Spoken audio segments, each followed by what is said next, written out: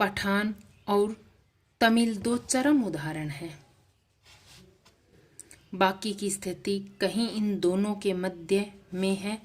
सबके अपने भिन्न भिन्न लक्षण हैं, पर सब पर इससे भी गहरी छाप भारतीयता की है। यह जानकारी अत्यंत आश्चर्य में डालने वाली है कि बंगाली, मराठी, गुजराती, तमिल, आंध्र, उड़िया, असमी, कन्नड़, मलयाली, सिंधी, पंजाबी, पठान, कश्मीरी, राजपूत और हिंदुस्तानी भाषी जनता से बसा हुआ विशाल मध्य भाग कैसे सैकड़ों वर्षों से अपनी अपनी भिन्न पहचान बनाए रहा। इसके बावजूद इन सब के गुण दोष लगभग एक से हैं। इनकी जानकारी प्राचीन परंपरा और अभिलेखों से मिलती है। साथ ही इस पूरे समय वे ऐसे भारतीय बने रहे जिनकी राष्ट्रीय विरासत एक ही थी और अनेक नैतिक और मानसिक लक्षण भी एक जैसे थे। प्राचीन चीन की तरह प्राचीन भारत अपने आप में एक संसार था। एक सांस्कृतिक और सभ्यता थी एक संस्कृति और सभ्यता थी जिसने प्रत्येक चीजों को आकार दिया था। विदेशी असर पड़ा और अक्सर उन संस्कृति को प्रमाणित करके उसी में सिमट गए।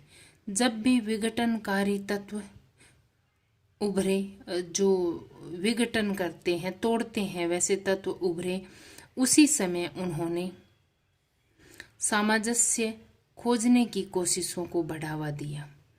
सभ्यता के आरंभ से ही भारतीय लोगों में एकता के सपने ने अपना स्थान बनाए रखा। इस एकता की कल्पना कभी किसी बाहर से आरोपित वस्तु या बाहरी तत्वों के या विश्वास के मानवीकरण के रूप में नहीं की गई।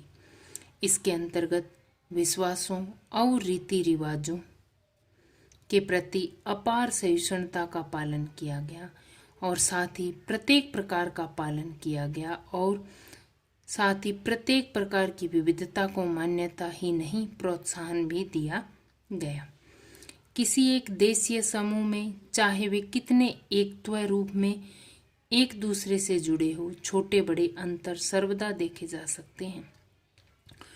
उस समूह की मूल एकता तब प्रकट होती है जब उसकी तुलना किसी अन्य देशीय समूह से की जाती है। यह बात भिन्न है कि सामान्यतया दो आपसी समूह की भिन्नता सीमांत इलाकों में या तो धुंधली पड़ जाती है या आपस में सांस्कृतिक रूप में एक हो जाती है। प्राचीन और मध्य युग में आधुनिक राष्ट्र के विचार ने जन्म नहीं लिया था और सामंती धार्मिक या जातीय संबंधों का महत्व अधिक था।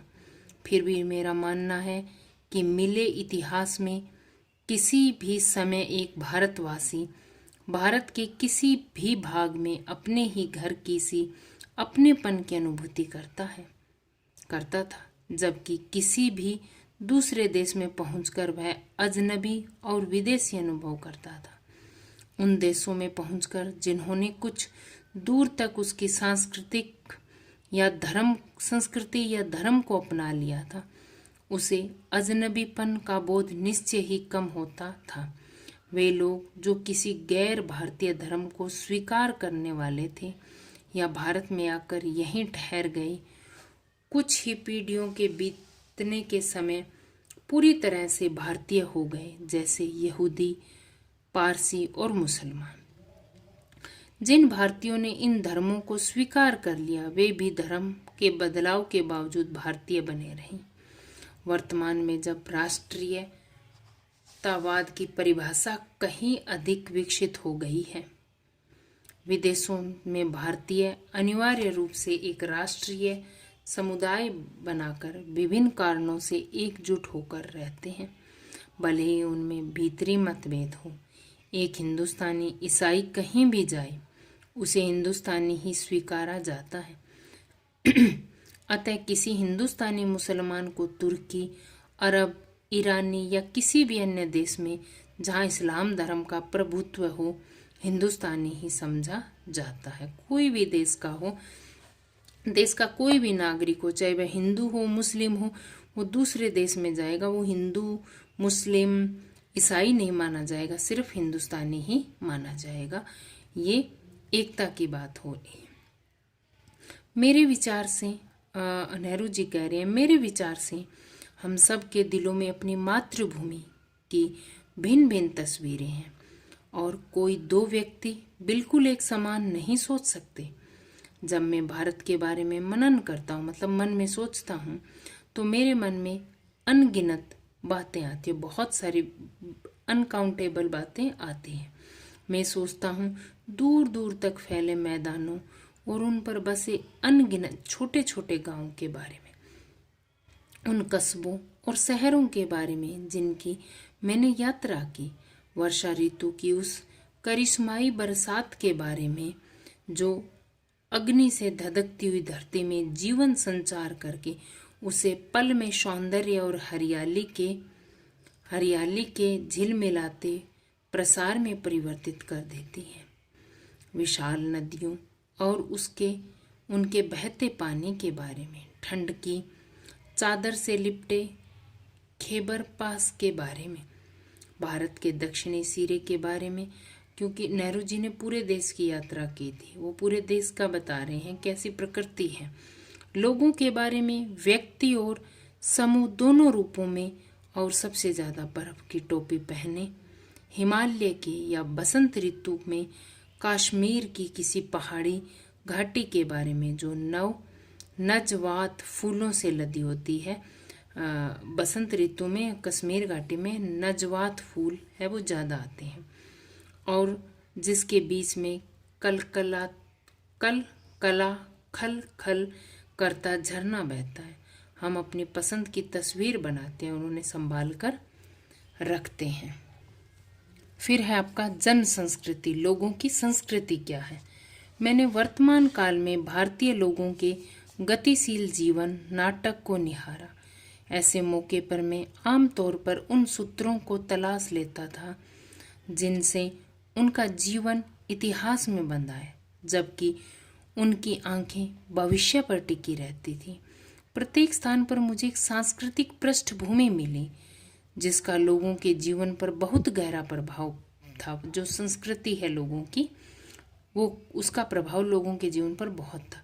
इस पृष्ठभूमि में लोग प्रचलित दर्शन, परंपरा, इतिहास, मिथक और पूरा कथाएं, जो प्रचलित दर्शन पहले से चले आ रहे दर्शन हैं, परंपरा जो चली आ रही है, पुराना इतिहास है, मिथक होती है मनगढ़ंत कहानियाँ, पूरा कथाएं जो पुरानी कथाएं हैं का मिश्रण था, और इसमें से किसी को दूसरे से भिन्न करके देख पाना संभव नहीं था। सब एक दूसरे से मिले हुए थे। पूरी तरह अनपढ़ और अनूठा छाप लोग भी इस पृष्ठभूमि में भागीदार थे। लोग प्रचलित अनुवादों और टीकाओं के जरिए से भारत के प्राचीन महाकाव्यों, रामायण और महाभारत और अन्य ग्रंथ भी लोगों के बीच दूर दूर तक विख्यात थे। हर घटना, कथा और उनका नैतिक अर्थ लोकमानस पर अंकित था और उसने इन्हें समृद्ध और संतुष्ट बनाया था।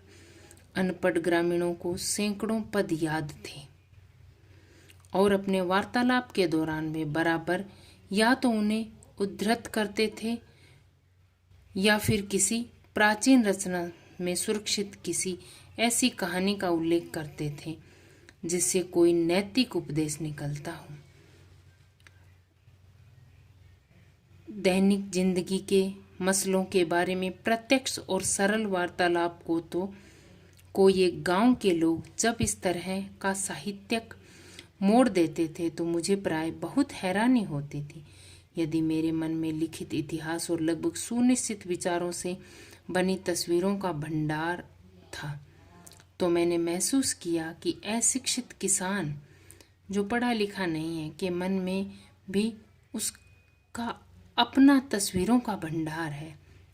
यह बात भिन्न है कि उसका स्रोत परक कथाएं एवं परंपराएं और महाकाव्य के नायक नायिकाएं ही अधिक थी और इतिहास बहुत कम। उस पर भी वह अधिक स्पष्ट होता था। मैं उनके चेहरे, उनके आकार, उनकी चाल ढाल को गौर से देखता। उनके बीच बहुत से संवेदनशील चेहरे, बलिष्ठ देह, मतलब संवेदनशील चेहरे थे। बलिष्ठ मतलब बलवान, जो शक्तिशाली, जो बॉडी बिल्डर वाले हैं वैसे शरीर वाले और सीधे स्पष्ट अवयवों वाले पुरुष दिखाई देते थे। सिंपल भी कम बॉडी बिल्डर वाले भी दिखाई देते थे। महिलाओं में लज्जा, जो शर्म है, नम्रता, गरिमा और संतुलन होने के साथ साथ एक ऐसा चेहरा जो अवसाद से भरा होता था। कभी कभी किसी देहाती रास्ते या गांव के बीच से गुजरते हुए मेरी नज़र किसी मनोहर पुरुष या सुंदर स्त्री पर पड़ती थी तो मैं विस्मय विमुग्ध हो जाता, खुश हो जाता, अपने मन में मुग्ध हो जाता। वे मुझे पुरानी भित्ति चित्रों की याद दिला देते थे। मुझे इस बात से आश्चर्य होता कि उन सभी भयानक परेशानियों के बावजूद जिनसे भारत युगों तक गुजरता रहा, आखिर यह सौंदर्य कैसे टिका और बना रहा। इन लोगों को साथ लेकर हम क्या नहीं कर सकते, बशर्ते इनके हालात बेहतर हो और इनके पास कुछ करने के अधिक मौके हों। चारों ओर निर्धनता और उससे उत्पन्न होने वाली सैकड़ों कठिनाइयां फैली थी। इसकी छाप हर माथे पर थी। जिंदगी को कुचलकर भयानक और खतरनाक रूप दे दिया गया था।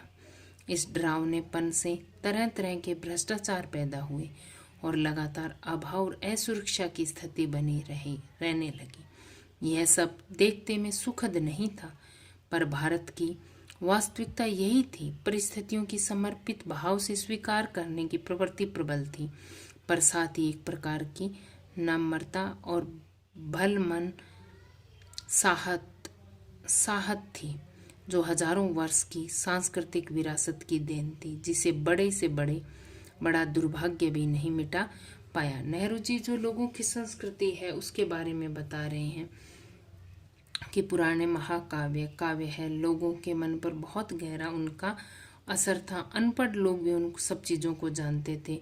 नेहरू जी जब देश से गुजरते थे, हर मोहल्ले, हर गांव से गुजरते थे, तो काम करने वाली महिलाओं को, जेंट्स जो लोग हैं उनको देखते, उनका चेहरा कभी उनका सुंदर चेहरा देखकर भी वो हैरान रह जाते कि अंग्रेजों ने हमारे ऊपर कितने सालों तक शासन किया, लेकिन फिर भी लोगों कितने सालों तक शासन करके कितना कष्ट दिया, लेकिन फिर भी लोगों में इतनी सुंदरता है, वो कैसे बनी रही।